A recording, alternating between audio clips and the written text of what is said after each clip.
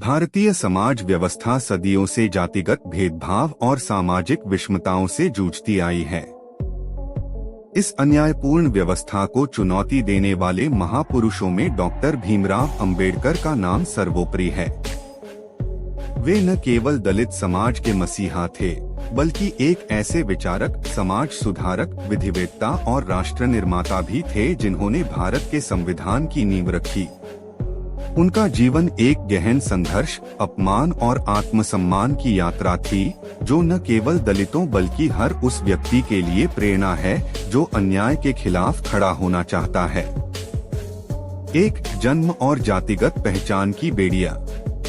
भीमराव अंबेडकर का जन्म 14 अप्रैल 1891 को मध्य प्रदेश के मऊ, वर्तमान महाराष्ट्र स्थित मऊ छावनी में हुआ। उनका परिवार मराठी भाषी था और वे महार जाति से संबंधित थे, जिसे उस समय अस्पृश्य माना जाता था।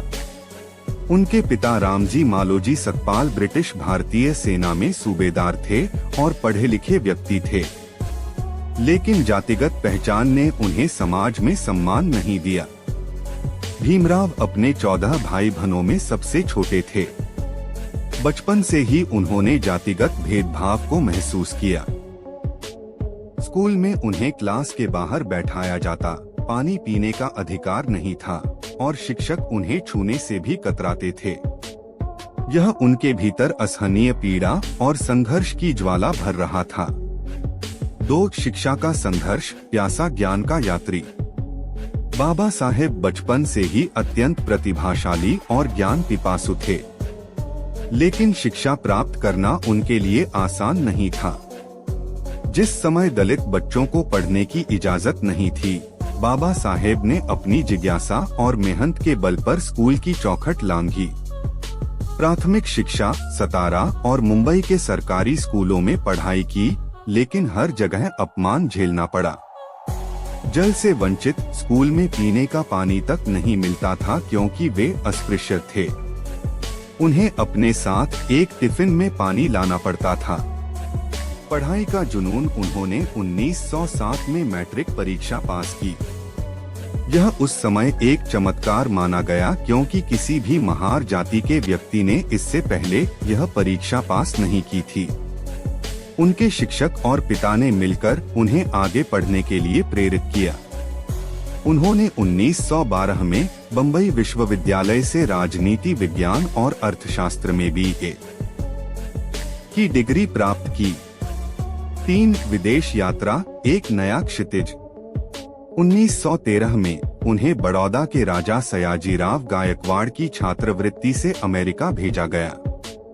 वे कोलंबिया विश्वविद्यालय, न्यूयॉर्क में पढ़ने गए, जहां उन्होंने 1915 में MA और 1917 में PhD प्राप्त की।